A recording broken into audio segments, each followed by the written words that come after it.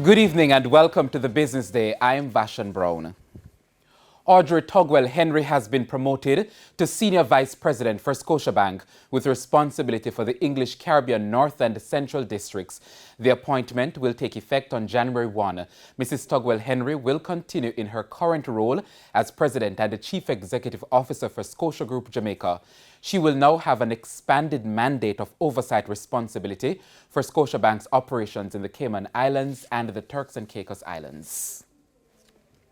Stationery and Office Supplies Limited says the company's balance sheet has seen consistent recovery for the first 9 months of 2021.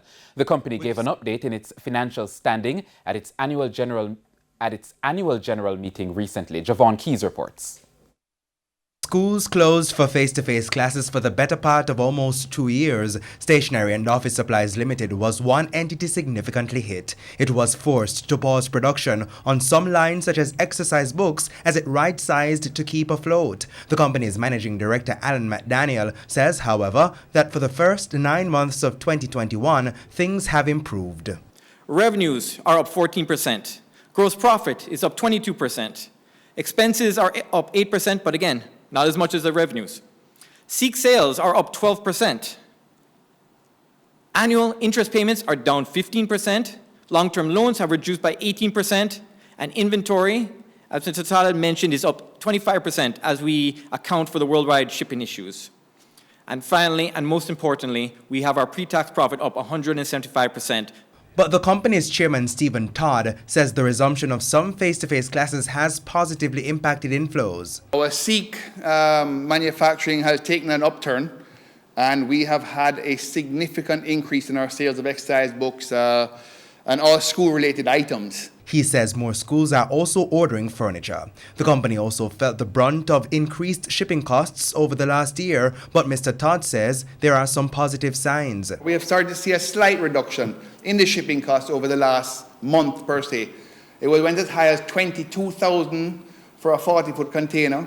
Now we're seeing $15,000. Now we're seeing $15,000 more on an average, and it's trending down. In the coming months, the company is looking to strengthen its position with a new deal with AIS in the United States, which is to improve delivery speed for some projects. From an asset perspective, the company will also determine the use of its recently acquired Collins Green property. For the Business Day, I'm Javon Keys. It's costing an average $156.28 for $1. $123.51 is the going rate for the Canadian dollar, $210.50 for the pound, and $173.48 for the euro. The JC Index lost 6,677 points, while the junior market declined by 29 points, that should be.